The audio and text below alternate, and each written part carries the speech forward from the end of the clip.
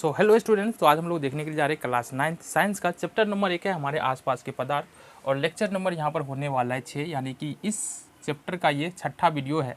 इससे पहले बहुत सारी बातें हमने की है। इसमें हमको देखना है मुख्य रूप से वाष्पन के कारण ठंडक क्यों उत्पन्न होता है, पहली बात तो ये। दूसरा हमको देखना है क्वथन और क्वथनांक क्या होता है। कुछ महत्वपूर्ण प्रश्न है जो हम वाकिफ तो है लेकिन शायद कारण नहीं जानते होंगे। मिट्टी के सुराही में रखा जल ठंडा क्यों हो जाता है? अगर मिट्टी के घड़े में हम पानी को रखते हैं तो पानी ठंडा रहता है, पर ऐसा क्यों होता है? हथेली पर स्प्रिट या इत्थर रखने पर ठंडक हमको लगता है, तो ये भी क्यों होता है? और गर्मी के दिनों में हम सूती वस्त्र का प्रयोग ज़्यादातर क्यों करते हैं? तो ये कुछ क्वेश्चन है जिसको हम इस वीडियो में देखने वाले हैं। साथ ही साथ क्वथन और क्वथनांक क्या होता है, वायुमंडलीय दाब और वाष्प दाब क्या होता है, जल का क्वथनांक के बारे में हम चर्चा करेंगे। और इसके बाद एक महत्वपूर्ण प्रश्न आता है, ऊंचे पर्वतों पर खाना बनाने में समस्या क्यों होती है? तो इन सारे प्रश्नों का जो जवाब है इस वीडियो में हमको लास्ट तक मिल जाएगा। तो देखो यहाँ से, तो वाष्पन के बारे में हमने यहाँ पर देखा। इससे पहले वाले वीडियो में देखोगे तो हमने वाष्पन के बारे में बात किया है, वाष्पन क्या है और वाष्पन को प्रभावित करने वाले कौन कौन से फैक्टर होते हैं। ठीक है, वाष्पन क्या होता है? अगर मान लो हम यहाँ से एक थाली ले ले इस तरह से, ऐसे थाली में हम पानी को रख दें। ठीक है, जैसे इस थाली में पानी को रखेंगे तो इस थाली का पानी हर ताप पर, तापमान कुछ भी हो उससे बहस नहीं है, इसके ऊपरी भाग से, पानी के ऊपरी भाग से धीरे धीरे जलवाष्प में बदल करके वायुमंडल में चला जाएगा। अब ये जो प्रक्रिया है सभी ताप पर होती है और इसी प्रक्रिया को वाष्पन कहते हैं। क्या कहते हैं? वाष्पन कहते हैं।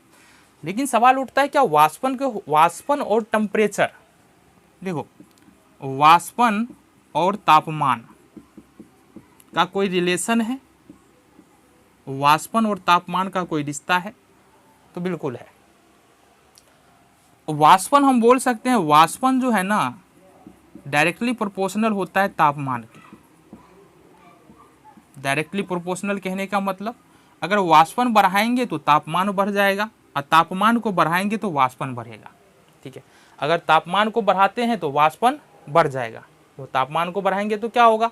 वाष्पन बढ़ जाएगा। तो तापमान को बढ़ाने से वाष्पन क्यों बढ़ रहा है? या अगर ताप हो ही नहीं तो वाष्पन होगा कि नहीं होगा? देखो ऐसा नहीं है कि आसपास में तापमान हो ही ना कुछ तापमान तो होता ही है। अगर हम पानी ले रहे हैं तो पानी के अंदर भी कुछ ना कुछ क्या होगा? तापमान तो होगा। अब यहाँ जो थाली में हमारा वाष्पन हो रहा है, यहाँ भी हमारे पास तापमान की जरूरत होता है। जो जल का तापमान है उस तापमान के जरिए ही जो जल नीचे, जो कि ऊपर से क्या हो रहा है? वाष्पन हो रहा है। और ऊपर में जो जल का कण है ना, ऊपर में मान लो ये जो कण है जल का, ये कण कहाँ से ताप ले रहा है? ये जल के नीचे में जो कण है उस वाले कण से तापमान ले रहा है। तो जाहिर सी बात है, अगर इस वाले कण से ये तापमान ले तो क्या होगा? नीचे वाले कण का तापमान घटेगा, ऊपर वाले कण का तापमान बढ़ेगा, जिसके कारण ऊपर वाला कण वाष्प बन के उड़ जाता है और नीचे वाला जल जो है वो क्या हो जाता है? जल का कण ठंडा हो जाता है। तो इस प्रकार हम देखते हैं तापमान वाष्पन को किस प्रकार प्रभावित करता है और क्यों वाष्पन होने पर ठंडक की उत्पत्ति होती है, ठंडक उत्पन्न होता है। अब हमारे पास क्वेश्चन है, मिट्टी के सुराही में रखा जल ठंडा क्यों होता है? जबकि अगर मान लो स्टील का बर्तन है, तांबे का बर्तन है, उसमें जल क्यों नहीं ठंडा होता है? तो यहाँ से पहले मिट्टी के बर्तन को बना लेते हैं हम। एक घड़ा, इस तरह का घड़ा होगा हमारे पास। घड़ा अच्छा नहीं बना है, देखो यहाँ से इस प्रकार सा एक घड़ा होता है हमारे पास। ये मिट्टी का घड़ा है। ठीक है, अब मिट्टी के घड़ा में देखेंगे ना छोटे छोटे छिद्र होते हैं चारों तरफ से, बिल्कुल छोटा छोटा, जो हमको पता भी नहीं चलता है। इस पर एक ढक्कन रख दो। ठीक है, पानी डाल दिया हमने, ढक्कन रख दिया, तो ऐसा है ना कि बिल्कुल इसमें से पानी निकलेगा ही नहीं। पानी इसमें निकलेगा क्योंकि ये छिद्र है ना, ये छिद्र है छोटा छोटा, जिससे होकर पानी का वाष्पन होगा, लेकिन वाष्पन जो है वो बहुत स्लो होगा। अब पानी जब वाष्पित हो रही है तो चूंकि सतह पर से वाष्पन होगा, तो सतह तो इसको इतना मिल जा रहा है, ये जो सारा सतह ही है ना, इस सारे सतह से वाष्पन होगा। अब सवाल उठता है तो वाष्पन के लिए तो हमको क्या चाहिए? टेम्परेचर चाहिए। टेम्परेचर कहाँ से आएगा? टेम्परेचर आएगा जो जल के, इसके नीचे जो जल के पार्टिकल्स है उससे क्या करेगा? टेम्परेचर ले लेगा। जो सतह वाला जल दिख रहा है हमको, वो क्या करेगा, ठीक अपने पहले वाले जल के जो कण है उससे क्या करेगा, टेम्परेचर ले लेगा। टेम्परेचर लेकर के ये वाष्पित हो जाएगा। ये क्या हो जाएगा, हमारा वाष्पित हो जाएगा। जिसके कारण होता क्या है, धीरे धीरे करके ये वाष्पन की क्रिया निरंतर चलती रहती है और ये जल के कण से, नीचे वाले जल के कण से ताप लेकर के और ऊपर वाला जल को वाष्पित करता रहता है। घड़ा के अंदर में यही प्रक्रिया निरंतर चलती रहती है। जिसके कारण होता क्या है कि घड़े का जल चूंकि टेम्परेचर दे रहा है ना, टेम्परेचर गेन कर रहा है, टेम्परेचर दे रहा है, जो सतह पर जो कण है जल के उसको टेम्परेचर दे रहा है अंदर वाला कण, तो धीरे धीरे जल का ये घड़े का जल जो है या सुराही का जल जो है वो ठंडा हो जाता है। तो पहला क्वेश्चन क्लियर हो गया, मिट्टी के सुराही में रखा जल ठंडा क्यों होता है। दूसरा प्रश्न है, हथेली पर स्पिरिट या इथर रखने पर ठंडक क्यों महसूस होता है। तो मान लो हमारे पास अब ये हथेली है अपना, ठीक है, ये हथेली है, इस पर थोड़ा सा स्पिरिट रखो या इथर रखो, तो दोनों ही स्थिति में क्या होगा, हमको ठंडक महसूस होगा। अब फिर से पूछेंगे कि ठंडक क्यों महसूस हो रहा है, क्योंकि ये देखो स्पिरिट या इथर, इसका होगा वाष्पन, क्या होगा, इसका होगा वाष्पन। अब वाष्पन के लिए चाहिए हीट। हीट कहाँ से आएगा, हीट आएगा हथेली से। हमारे हथेली में जो भी गर्मी है उस गर्मी को ले करके ये इथर या स्पिरिट क्या होगा, वाष्पित होगा, जिसके कारण हमको ठंडक महसूस होने लगता है। बस इतना ही है इसमें। अगला प्रश्न देखो, गर्मी के दिनों में हम सूती वस्त्र का प्रयोग क्यों करते हैं, या गर्मी के दिनों में सूती वस्त्र क्यों पहनते हैं। देखो इस प्रश्न का जवाब, ये भी जो पहने हुए ये कॉटन ही है, तो गर्मी के दिनों में कॉटन वस्त्र हम लोग क्यों पहनते हैं, रीजन क्या है। देखो सूती वस्त्र क्या करता है ना, एक जल का अच्छा शोषक होता है, मतलब जल को ज़्यादा जल को क्या करता है, सूती वस्त्र सोख सकता है। अब यहाँ पर जब जल को सूती वस्त्र सोखता है तो ऐसा नहीं है अपने आप में समेट को रखेगा, ये आसपास के वातावरण में आएगा। मान लो कि ये टी शर्ट पहने हुए हैं, इसमें जो भी पसीना आएगा वो आसपास के वातावरण में आ जाएगा। अब वातावरण में आने के बाद क्या होगा, शरीर से हीट लेगा, यानी हमारे शरीर से गर्मी लेगा, और गर्मी हमारे शरीर से चूंकि निकल रहा है इस वजह से हमको ठंडक की महसूस हो रहा है। अब वो जो गर्मी लेने के बाद क्या होगा, जो पानी जो जल हमारे टी शर्ट में है उसका वाष्पीकरण होगा। हीट कहाँ से आ रहा है, हीट हमारे शरीर से आ रहा है, वाष्पन के लिए तो हीट चाहिए ना, तो हीट हमारे शरीर से आ रहा है और जिसके कारण क्या हो रहा है, वाष्पीकरण हो रहा है, और वो हीट निकलने के कारण हमारे शरीर से जो हीट निकल रहा है जिसके कारण हमको ठंडक महसूस होता है। तो दो प्रश्नों का जवाब हमको यहाँ से मिलता है, गर्मी के दिनों में सूती वस्त्र क्यों पहनते हैं, या पसीना आने के बाद हमें ठंडक क्यों लगता है, अगर सूती वस्त्र पहने तो ठंडक क्यों महसूस होता है। तो ये क्लियर हो गया। चलो जी, अगला जो हमारा टॉपिक है वो है क्वथन और क्वथनांक क्या होता है। क्वथन किसको बोलेंगे और क्वथनांक किसको बोलेंगे, ठीक है। तो आज बात कर लेते हैं क्वथन और क्वथनांक के बारे में, ठीक है। देखो जल को जब गर्म करेंगे ना, गर्म करते चले जाएंगे तो एक ऐसा टेम्परेचर आएगा जब जल उबलने लगता है, उस टेम्परेचर को क्या बोलते हैं, क्वथन बोलते हैं, और इस घटना को क्वथनांक बोलते हैं।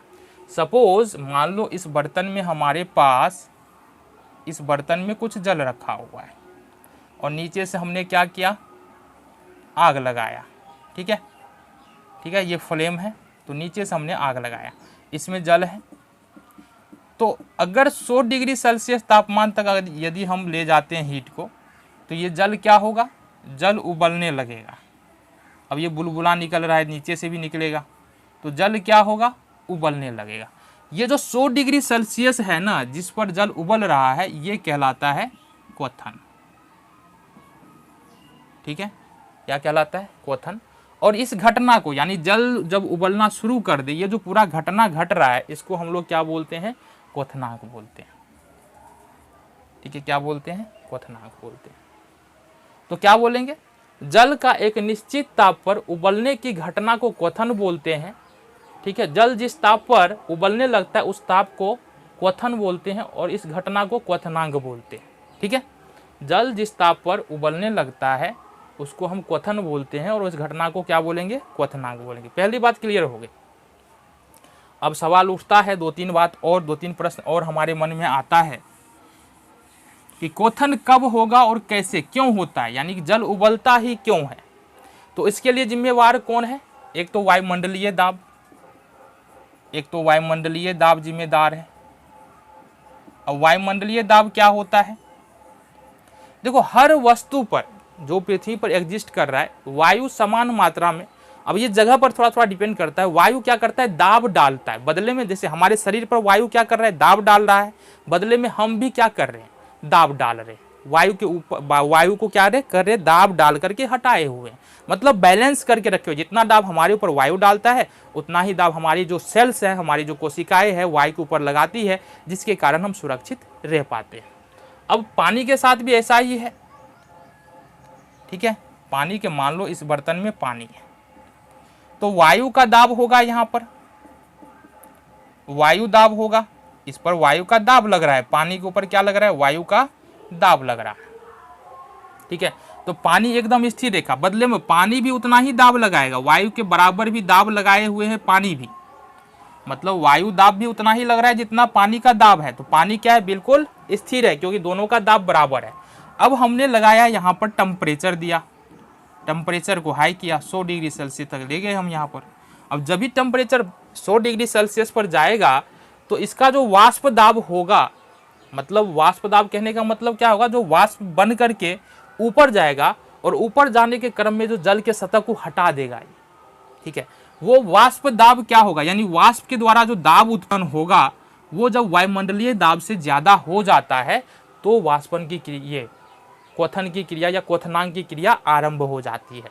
तो क्वथनांक होने के लिए क्या चाहिए, वायुमंडलीय दाब से ज्यादा हमको होना चाहिए वाष्प दाब, यानी जो वाष्प जो दाब डाल रही है, वो हमको, हमारे पास ज्यादा होना चाहिए वायुमंडलीय दाब से। अगर वायुमंडलीय दाब से ज्यादा होगा वाष्प दाब, तभी हम लोग क्वथन या क्वथनांक की घटना हमको देखने के लिए मिल जाती है, ठीक है। जल का क्वथनांक तुमको पता है कितना होता है, 100 डिग्री सेल्सियस, मतलब एक एटमॉस्फेरिक प्रेशर पर, एक वायुमंडलीय दाब पर जल का क्वथनांक होता है 100 डिग्री सेल्सियस, ठीक है। लेकिन एवरेस्ट पर चले जाओ, क्योंकि जैसे जैसे ऊंचाई बढ़ती है ना, तो वो क्या होता है, वायुमंडलीय दाब घटता चला जाता है। तो एवरेस्ट पर जो है जल कितना डिग्री सेल्सियस पर खौलने लगेगा, 70 डिग्री सेल्सियस पर ही खौलने लगेगा। अगर ऊंचे पर्वतों पे जाएंगे तो इससे भी और ज़्यादा ऊंचे पर्वत पर जाएंगे तो और वायुमंडलीय दाब घटेगा, और उससे भी कम क्या होगा, उससे कम ताप पर ही क्या होगा, जल खौलने लगेगा। तो जाहिर सी बात है कि ऊंचे पर्वतों पर जल कम दाब पर ही खौलने लगेगा, जिसके कारण होता क्या है, जब हम ऊंचे पर्वतों पर खाना बनाते हैं तो खाना, जल तो खौलने लगता है, लेकिन खाना जो है जल्दी पकता नहीं। हमको तो यही लगेगा कि तो ईंधन दिए जा रहे हैं, जल खोले जा रहा है, क्योंकि जल अगर कम ताप पर खोल रहा है ना, जल अगर कम ताप पर खोल रहा है, इसका मतलब है कि वहाँ पर लेटेंट हीट भी कम होगा, उस जल में जो उष्मा होगा वो भी कम होगा। अब जल तो खोले जा रहा है, अब जब 70 डिग्री सेल्सियस पर ही खोल रहा है, तो मतलब देखो इस जल का जो ताप है वो 70 डिग्री सेल्सियस पर आके फिक्स हो जाता है। मतलब अगर 100 डिग्री सेल्सियस पर अगर जल खोल रहा है ना, तो इस जल का ताप 100 डिग्री सेल्सियस फिक्स हो जाता है कुछ समय के लिए, जब तक कि पूरा जल गायब नहीं हो जाए। जबकि 70 डिग्री सेल्सियस पर अगर जल खोल रहा है, तो इसका तापमान भी 70 डिग्री सेल्सियस फिक्स हो जाएगा, जब तक पूरा द्रव जल गायब नहीं हो जाएगा। तो कहने का मतलब पर्वत पर जाएंगे, 70 डिग्री सेल्सियस पर खोल रहा है, इसका मतलब ये 70 डिग्री सेल्सियस तापमान पर स्थिर हो जाएगा, जिसके कारण खाना बनने में हमको ज़्यादा समय लगेगा। तो ये कुछ बातें थी हमारे पास, वाष्पन के कारण ठंडक क्यों उत्पन्न होता है, वायुमंडलीय क्वथन और क्वथनांक क्या होता है, इससे रिलेटेड कुछ बातें थी। मिलेंगे अगले वीडियो में।